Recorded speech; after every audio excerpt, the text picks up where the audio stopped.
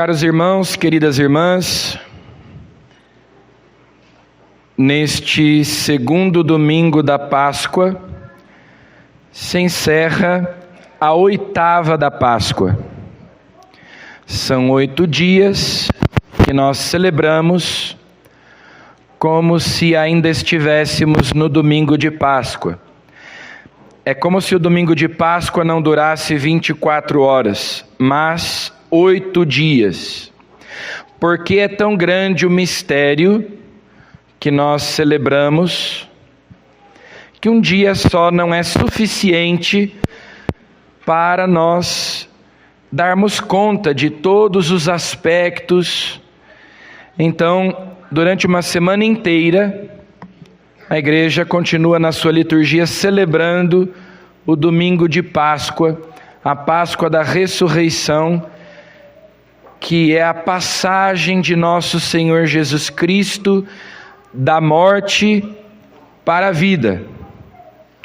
E nós, junto com Ele, passamos do pecado para a graça, das trevas para a luz, da escravidão para a liberdade. Por isso que a Páscoa não é apenas a celebração da ressurreição, mas é a celebração da paixão, morte e ressurreição. Por isso o Círio Pascal nos recorda a oblação pascal de Cristo. Assim como a vela, assim como o círio se consome e nos ilumina, Cristo se consumiu de amor para nos iluminar, para nos libertar das trevas do pecado.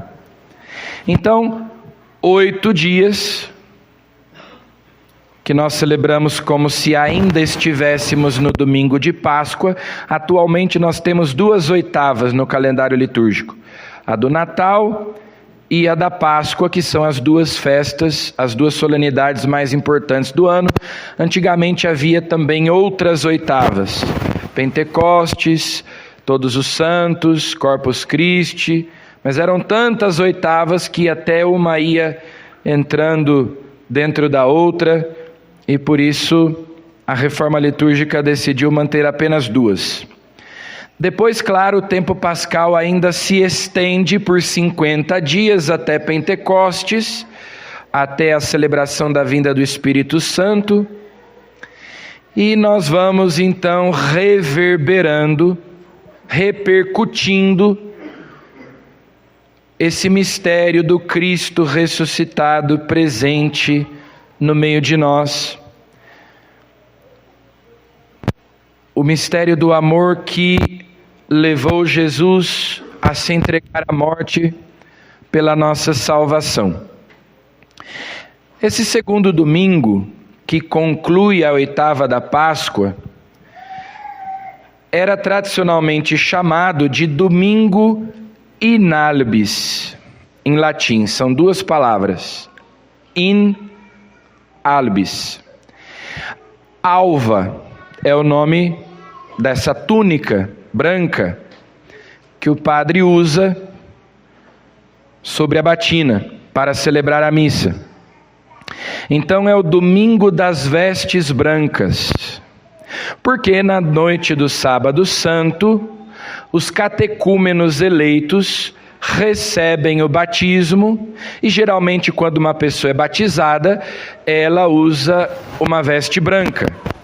Seja um bebê recém-nascido, seja um adulto, costuma vestir uma roupa branca.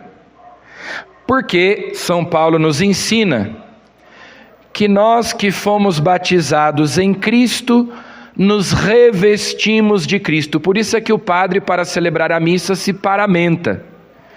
Ele coloca a alva, ele coloca a estola, a casula, para significar que ele está se revestindo de Cristo, que ele age em nome de Cristo.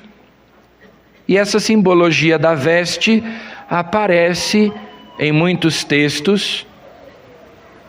Os nossos primeiros pais, depois que eles pecaram lá no paraíso, eles logo notaram que estavam nus. Essa nudez de Adão e Eva, significa que eles tinham perdido a veste da imortalidade, a veste da justiça, da santidade, da graça de Deus, que eles tinham perdido a inocência. Então eles olham para si mesmos e se dão conta de que estão nus, perderam a dignidade de filhos de Deus. Nosso Senhor Jesus Cristo na cruz é despojado de suas vestes.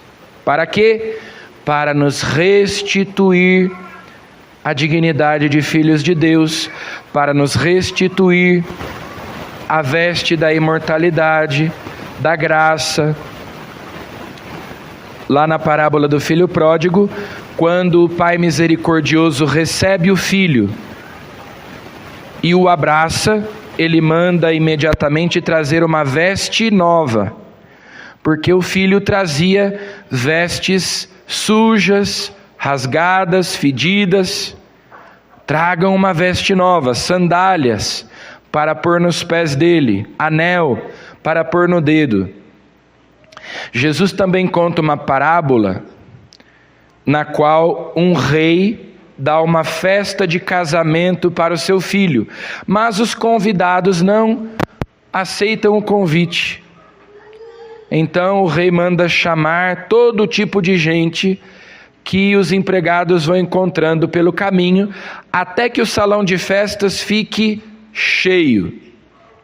Mas quando o rei passa em revista entre os convidados, ele encontra um que não tem a veste nupcial, e ele pergunta: meu amigo, como foi que você entrou aqui sem a veste apropriada, sem o traje apropriado para a festa de casamento? Para fora daqui. Então, para participar da festa, é necessária a veste nupcial, a veste da caridade, do amor. É, portanto, um simbolismo muito rico esse da veste. Nós, batizados, nos revestimos de Cristo. Deus nos vestiu com a sua graça. Ele nos deu a dignidade, nós recuperamos a dignidade de filhos de Deus que nós tínhamos perdido. Por isso é que os neófitos, aqueles que recentemente foram batizados, usam a veste branca. E por que esse domingo era chamado de domingo inalbis, domingo das vestes brancas? Porque os neófitos usavam essa veste branca durante toda a semana e tinham que tomar o cuidado de manter a veste limpa, sem mancha, para que se lembrassem de que nós, batizados, temos que, durante a nossa vida, conservar a dignidade de filhos de Deus, não manchar a nossa veste batismal com pecados, não sujar a nossa alma com pecados que nos façam perder a graça de Deus. Então, no domingo da oitava, os neófitos depunham essas vestes brancas, devolviam essas vestes brancas. Daí o nome desse domingo. Inclusive, o nome candidato vem também do costume que os romanos tinham, quando alguém queria ser escolhido, eleito para um cargo público importante, ficava andando pela cidade com uma veste branca, com uma túnica branca, que significava que aquela era uma pessoa que tinha uma reputação ilibada, né? Que era uma pessoa honesta, que era uma pessoa digna de confiança. Por isso que se chama de candidato. O que é cândido? Quando a gente vai lavar uma roupa, a gente usa alvejante, ou então cândida, né? Para deixar a roupa limpa. Então, nós somos candidatos ao reino dos céus. Nós temos que conservar a veste branca quando nós comparecermos diante de Deus, sem sujeira, para que nós sejamos admitidos à festa de casamento, às núpcias do Cordeiro, para nós nos unirmos a Deus no céu. Esse é o significado deste domingo, tanto para os que foram batizados na vigília pascal, quanto para nós que fomos batizados há mais tempo. Conservar a graça que recebemos. O Papa João Paulo II instituiu este domingo como o domingo da Divina Misericórdia, levando em conta as revelações privadas de Jesus a Santa Faustina Kowalska, uma religiosa polonesa como o Papa São João Paulo II, e então, assim como ela viu Jesus, ela mandou que se pintasse um quadro como esse que nós temos aqui, que aliás também o nosso Círio Pascal traz a imagem de Jesus misericordioso. E Santa Faustina então viu Jesus, do seu peito saíam esses dois raios, um vermelho e um azul, simbolizando o sangue e a água que jorraram do coração de Jesus. E os padres da igreja nos ensinam que a água simboliza o batismo e o sangue simboliza a Eucaristia. Essa é a fonte da misericórdia para nós. Nós somos lavados no batismo. No Evangelho de hoje, vejam que o Evangelho de hoje começa lá no domingo de Páscoa e termina 8 dias depois, que é justamente hoje. Lá no domingo de Páscoa, quando Jesus aparece ressuscitado no cenáculo diante dos apóstolos, ele primeiro lhes deseja a paz 2 vezes, depois sopra sobre eles dizendo: recebei o Espírito Santo, e finalmente diz: a quem perdoardes os pecados, eles lhes serão perdoados. A quem os não perdoardes, eles lhes serão retidos. Então Jesus está instituindo o sacramento da penitência e da reconciliação, o sacramento da conversão, a confissão dos pecados, a absolvição dos pecados pelo ministério da igreja. Na noite da Quinta-feira Santa, nós celebramos a instituição da Eucaristia e do sacerdócio. São 2 sacramentos, a ordem e a Eucaristia. O batismo, Jesus vai instituir de modo mais explícito lá na Ascensão, quando ele diz: ide por todo mundo, pregai evangelho a toda criatura, e quem acreditar seja batizado em nome do Pai, do Filho e do Espírito Santo. Claro que, em primeiro lugar, o perdão dos pecados nos é dado por meio do batismo. Nós recebemos o batismo para a remissão dos pecados. Nós somos lavados, purificados. Mas aqui Jesus está falando também do sacramento da confissão, que, como eu já ensinei para vocês, batismo e confissão são sacramentos dos mortos. Ou seja, quem não tem a vida sobrenatural da graça ou a perdeu, precisa desses sacramentos. O batismo para quem nunca a teve e a confissão para quem a perdeu. Sacramentos dos mortos, que nos comunicam a vida sobrenatural da graça. Então Jesus, quando ele diz: a quem perdoardes os pecados, eles lhes serão perdoados, a quem os não perdoardes, eles lhes serão retidos, está ali instituindo o sacramento da penitência, junto também com o batismo. É assim que a misericórdia de Deus se realiza na nossa vida. A oração coleta da missa de hoje, que curiosamente, quando o Papa São João Paulo II instituiu essa festa, Nenhuma alteração foi feita, nem nos textos das orações, nem nas leituras. Já eram essas as orações, as leituras, que eram feitas antes da instituição da festa da Divina Misericórdia. Mas vejam que, por exemplo, o Salmo de hoje diz que dai graças ao Senhor porque Ele é bom, eterna é a sua misericórdia. E a oração coleta de hoje, que é muito antiga, diz que nós compreendamos melhor a água que nos lavou, o Espírito que nos deu nova vida e o sangue que nos redimiu.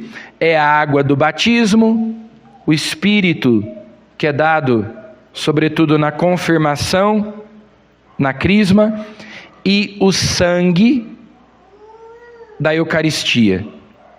O sangue e a água, junto com o Espírito, que, como São João diz, são os três que dão testemunho: sangue, água e Espírito. Agora, a misericórdia de Deus, nós aprendemos com Nossa Senhora, no seu Magnífica, no seu cântico. Nossa Senhora diz assim: sua misericórdia se estende de geração em geração sobre aqueles que o temem.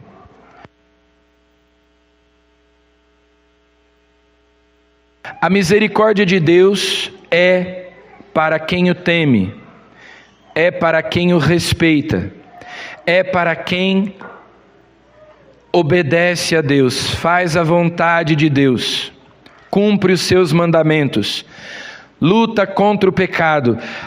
A misericórdia de Deus não pode ser uma desculpa para nós perseverarmos no pecado, para nós sermos obstinados no pecado, termos um coração endurecido. Porque afinal de contas Deus é amor, Deus é misericórdia, então Deus vai me salvar de qualquer modo. Sua misericórdia alcança, se estende sobre aqueles que o temem. Porque do contrário, nós não somos alcançados pela misericórdia. Nós nos colocamos numa situação, num lugar onde a misericórdia de Deus não pode nos alcançar. É o que Jesus chama de o pecado contra o Espírito Santo. É o pecado que não tem perdão. É a impenitência, dureza de coração. Eu não reconheço os meus pecados, eu não reconheço que sou pecador, eu não me disponho a mudar de vida, eu não quero me converter, eu quero continuar vivendo a minha vida de pecado. Essa impenitência torna o nosso coração impermeável à graça de Deus. Deus não tem acesso ao nosso coração. Então isso é presunção. Assim como o desespero, a presunção é um pecado contra a esperança. Nós não podemos agir como Judas, que se desesperou, que não confiou na misericórdia de Deus. Por isso aqui no quadro da Divina Misericórdia está escrito: Jesus, eu confio em vós. Eu sei que a misericórdia de Deus é maior do que o meu pecado. Eu sei que eu não mereço o céu, que eu mereço o inferno. Mas a misericórdia de Deus é eterna, é infinita, é imensa, não tem limites. Então nada de desespero. Mas por outro lado também nada de presunção. Tá tudo certo, eu não preciso fazer nada, eu não preciso me converter. Deus é amor, é misericórdia, e Ele vai dar um jeito de me salvar, mesmo eu continuando, mesmo eu perseverando numa vida de pecado. Não, sua misericórdia alcança aqueles que o temem, aqueles que o respeitam, aqueles que o amam, aqueles que se esforçam para fazer a sua vontade, obedecer às suas leis, aqueles que resistem até o sangue na luta contra o pecado, como diz a carta aos Hebreus. Então, misericórdia de Deus não é desculpa para eu então ofender a Deus à vontade. Deus é misericordioso, então eu posso continuar zombando dele. Eu posso continuar ofendendo a Deus, Ele é tão bom, misericordioso, amoroso. Isso é presunção, é pecado contra o Espírito Santo, impenitência.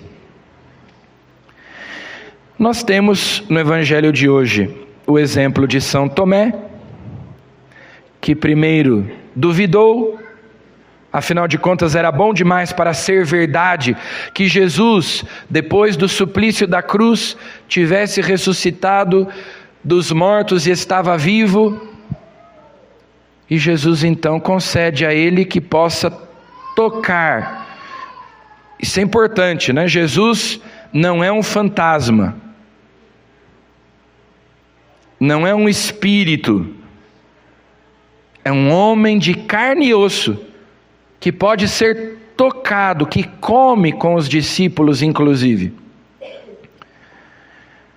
Então São Tomé faz aquela belíssima profissão de fé, não apenas na ressurreição de Jesus. Ali de fato ele faz um ato de fé, porque ele enxerga além da humanidade gloriosa de Jesus, ele vê a divindade de Jesus, meu Senhor e meu Deus.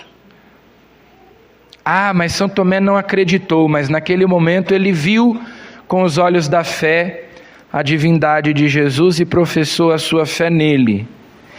E o Evangelho então, Jesus faz um elogio a nós, quando ele diz: felizes, bem-aventurados os que creram sem terem visto. De quem Jesus estava falando? De mim, de você, de nós.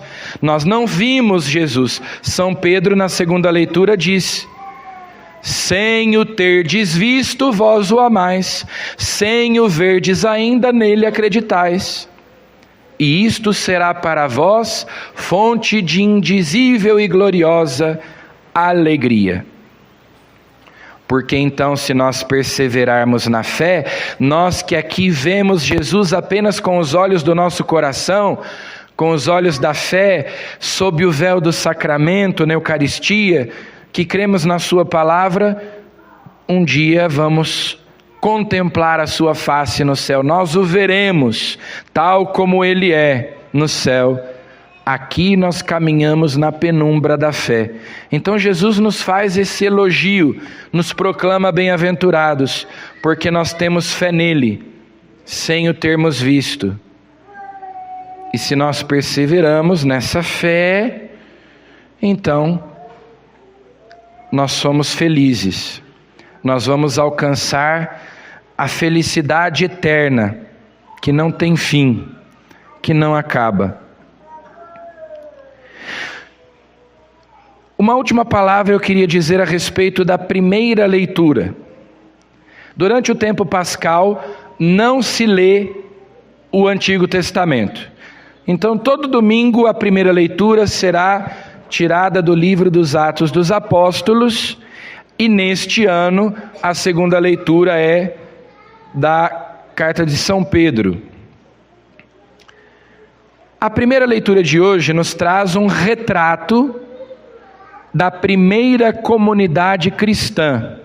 Então diz que eles perseveravam na doutrina dos apóstolos, na fração do pão, que é o nome que se dava à Eucaristia no primeiro século, na comunhão fraterna, que o temor do Senhor se apoderou do coração de todos eles. E daí é dito que eles repartiam entre si os seus bens, que não havia necessitados entre eles.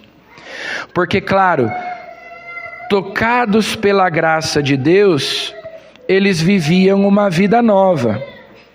Tocados pela graça de Deus, eles se amavam uns aos outros. Essa é a consequência de nós termos fé. A fé opera pela caridade. Então, tocados pela graça de Deus, nós devemos ter um coração novo. E era assim que os primeiros cristãos viviam. Eles tinham tudo em comum, cada um partilhava os seus bens e não havia necessitados entre eles, ninguém passava necessidade.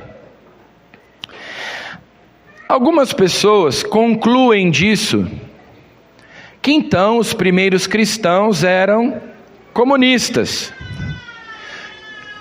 Essa semana, numa reunião com alguns casais, uma pessoa, nós falando a respeito da situação dos moradores de rua, essa pessoa de repente disse assim: é que Jesus era comunista. Então, muita gente fala essas coisas, a gente precisa entender exatamente que uma coisa é uma coisa, outra coisa é outra coisa, né? A igreja sempre ensinou, assim, o movimento comunista tem mais de 150 anos, começou ali na metade do século XIX. São 11 papas de lá para cá. Todos eles sempre ensinaram que o comunismo é uma ideologia perversa, porque se fundamenta no materialismo ateu e, portanto, é absolutamente incompatível com a fé cristã. Todos os papas, desde Leão XIII, ensinam a mesma coisa. Quais são alguns pontos, assim, para nós elencarmos rapidamente, porque nós poderíamos fazer uma lista enorme, né? Mas alguns pontos da doutrina marxista, do socialismo, do comunismo, que são contrários à fé cristã. Bom, primeiro que Marx diz que a religião é o ópio do povo. Ou seja, que a religião, especialmente a religião cristã, aliena as pessoas, porque diz que há vida eterna, que existe vida após a morte, que tem o céu. Então isso desanima as pessoas e elas desistem de lutar pela libertação das opressões aqui nesse mundo, esperando a felicidade no céu. Então Marx dizia que para haver uma sociedade justa, igualitária, sem classes, nós temos que eliminar a religião. Só eliminando a religião vai haver uma sociedade justa. Então já é um primeiro ponto que nós não podemos concordar, né? Até porque a história mostra que o ópio do povo é o próprio marxismo. É justamente ao contrário. Quando as pessoas não têm a perspectiva da vida eterna, do juízo, de que elas vão prestar contas a Deus, de que esta vida não é tudo o que elas têm, aí é que elas se tornam ainda mais egoístas, ainda mais gananciosas, porque se Deus não existe, tudo é permitido. Então, se Deus não existe, salve-se quem puder, os outros pouco importa, eu vou garantir o meu. Então é justamente o contrário. Depois, Marx dizia que a origem de todas as desigualdades que existem na sociedade é a família. Porque o pai deixa os seus bens para os filhos, e daí se origina a propriedade privada. Depois existe também a autoridade dos pais sobre os filhos, é o princípio de todas as opressões que existem. Então ele diz, para haver uma sociedade justa, igualitária, nós temos que eliminar a família, não pode existir mais família, composta de pai, mãe e filhos. É por isso que essa gente combate a família o quanto eles podem. Por isso eles promovem divórcio, por isso eles combatem a natalidade, por isso eles promovem ideologia de gênero, aborto, porque eles querem destruir a família. Quanto menos tempo os filhos passarem com os pais, melhor. Quanto mais cedo eles forem para a escola, quanto mais tempo eles passarem na escola, sendo doutrinados e não tendo contato com os pais, quanto mais os filhos, os jovens, forem instigados a se rebelarem contra os pais, melhor. Nós temos que acabar com a família. Como é que nós católicos vamos concordar com isso? E finalmente, Marx dizia que a luta de classes é o motor da história e que a violência é a parteira de uma nova sociedade, ou seja, não existe possibilidade de uma sociedade igualitária sem o uso da violência. Que nós temos que instigar o ódio entre as classes, que eu tenho que instigar que o pobre odeie o rico, que o empregado odeie o seu patrão, porque assim a gente vai promover a revolução, a ditadura do proletariado. Ora, o que pode ser mais contrário ao Evangelho do que isso? Que a força que move a história é a violência, é o ódio, é a luta, é o conflito. E não é que eles querem resolver os conflitos, não, é o contrário. Nós temos que enfiar o dedo na ferida e instigar todo tipo de ressentimento entre as pessoas, rasgar o tecido social, para que quando a sociedade estiver assim numa situação em que todos estão contra todos, vai nascer uma nova sociedade de paz e amor para todos. O que pode ser mais estúpido do que isso? Lá no tempo de Marx eram só os pobres contra os ricos, né? Mas agora são também as mulheres contra os homens, os negros contra os brancos, os homossexuais contra os heterossexuais, agora também os gordos contra os magros, né? Todo mundo. Nós temos que colocar todo mundo brigando contra todo mundo, violência, ódio, conflito, porque as pessoas vão ficar tão incomodadas que elas vão fazer uma revolução para derrubar a ordem social vigente. Alguém tem coragem de dizer que Jesus era comunista? Que os primeiros cristãos eram comunistas? Porque essas são as ideias, porque o discurso é muito bonito, claro, o diabo ele se disfarça diante, não, mas é porque nós queremos defender os pobres.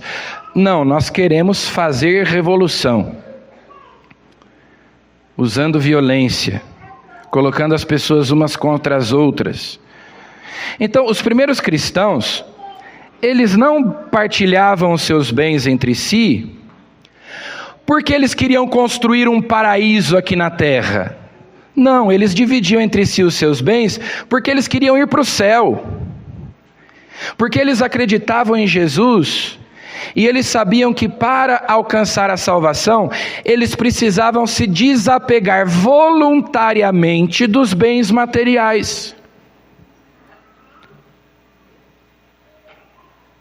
No comunismo não tem voluntariamente. Você é obrigado pelo Estado, pelo partido político.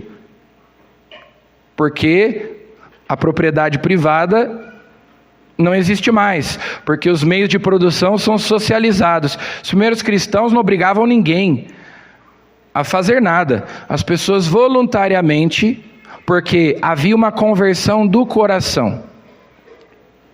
Então eu vou partilhar os meus bens. Eu preciso lutar contra o meu egoísmo. Eu preciso lutar contra a minha ganância. Porque eu quero alcançar o reino dos céus. Por amor a Cristo, eu vou me desapegar desses bens.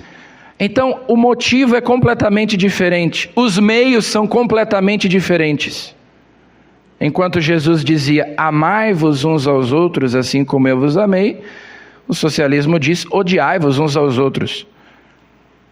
Lutem pelos seus direitos de maneira violenta, intransigente. Promovam as rivalidades. Então, se nós queremos uma nova sociedade, e nunca vai haver um paraíso aqui na terra, a sociedade perfeita é a sociedade dos santos lá na Jerusalém Celeste. Aqui no mundo sempre vai haver egoísmo, sempre vai haver ganância, porque nós somos seres humanos marcados pelo pecado original. Cada um de nós é que precisa se esforçar para ser melhor, e se eu for um pouco melhor, ajudado pela graça de Deus, procurando agradar a Deus, então a sociedade vai ser melhor também, à medida em que cada um de nós vai se convertendo. Nós não podemos ficar terceirizando para os outros a nossa culpa, ou mesmo a responsabilidade para criar um mundo novo. A civilização do amor só pode ser fecundada por essa cultura que é fecundada por esses valores do Evangelho. É o Evangelho de Cristo que pode transformar a sociedade a partir de cada um de nós, mudando o nosso coração, mudando a nossa mentalidade, mudando as nossas atitudes. E eu então, voluntariamente, não obrigado por alguma força externa, mas impelido pela caridade de Cristo, pelo amor de Cristo, procuro tratar os outros como irmãos, procuro socorrer os outros nas suas necessidades, e é assim que acontece. Então vamos pedir a Jesus que a força da sua ressurreição nos transfigure, nos transforme, mude o nosso coração e nos faça mais misericordiosos, mais fraternos, mais justos, mais generosos, menos egoístas, menos gananciosos.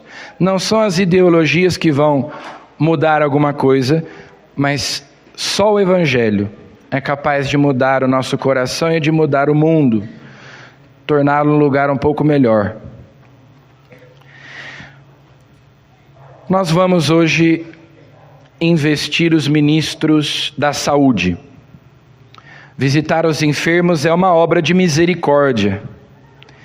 Então eu quero pedir aos candidatos, que não estão de branco, mas pedir a eles que venham até aqui à frente, os que fizeram a preparação para serem ministros da saúde, ministros dos enfermos, eles que vão visitar as casas dos nossos doentes, para levar-lhes a palavra de Deus, para levar-lhes a Eucaristia. Podem vir até aqui à frente para o rito da investidura.